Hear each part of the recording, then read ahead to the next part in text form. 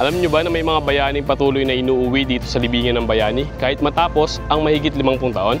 Ito ang kwento ng tatlong bayaning na matagal na naghihintay. 2 sundalo, 1 sibilyan. At ngayon, sa wakas, muli nakilala at nabigyan ng karampatang parangal. Noong Pebrero 2024, sa Barangay Tran, Libak, Sultan Kudarat, nadiskubre ang mga skeletal remains ng 3 katao.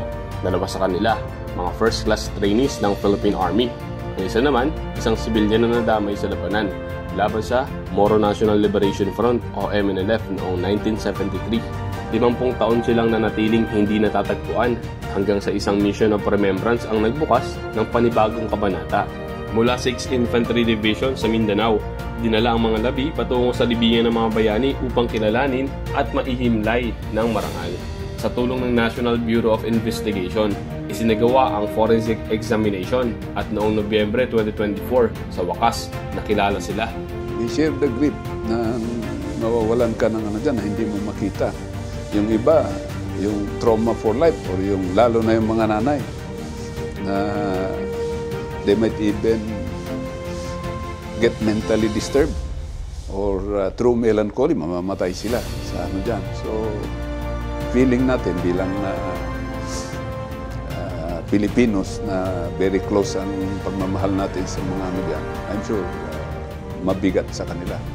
Matagal din na rin nilang nakalimutan yun. Hoping, they could have been hoping for how many years na mahanap sana. Hanggang sa they gave up the hope na hindi nakita. Yung nalaman nila na may naghahanap, hindi naman namin pinangako kaagad. Ay sabi namin, meron kaming lead. Pero kung ma-develop ito, at least alam namin na andyan kayo. Yun yung principle natin na nobody should be left behind sa battlefield. Maasa pa kami na mahanap.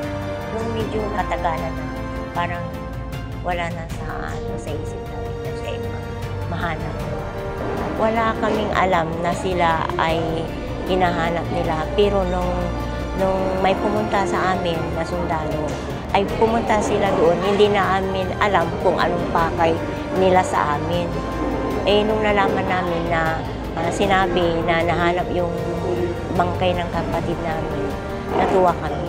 Kaya lang, naalala ko nanay ko kasi matagal na niya talagang hinihintay nung buhay pa. Nung wala na kaming pag-asa. Eh, nung nahanap, talagang tuwang-tuwa kami.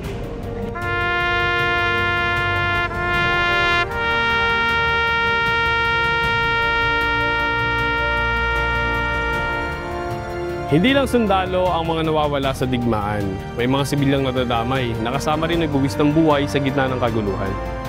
Bawat puting krus dito sa libingan ng bayani ay kwento ng tapang, sakripisyo at pagmamahal sa bayan. At bawat kwento na ito ay pinapaalala sa atin na ang pagiging sundalo ay hindi matatapos sa kamatayan. Ito ay nagpapatuloy sa alaala ng mga kapwa mandirigma at sa mga handang bumalik upang kilalanin silang muli. Isang espesyal na paggunita sa mga bayani na kailanman hindi nakalimutan. Hindi boring ang history kung ito ay Army Stories. Balikan natin ang past so we can move forward. Dito lang sa Army Has Hope.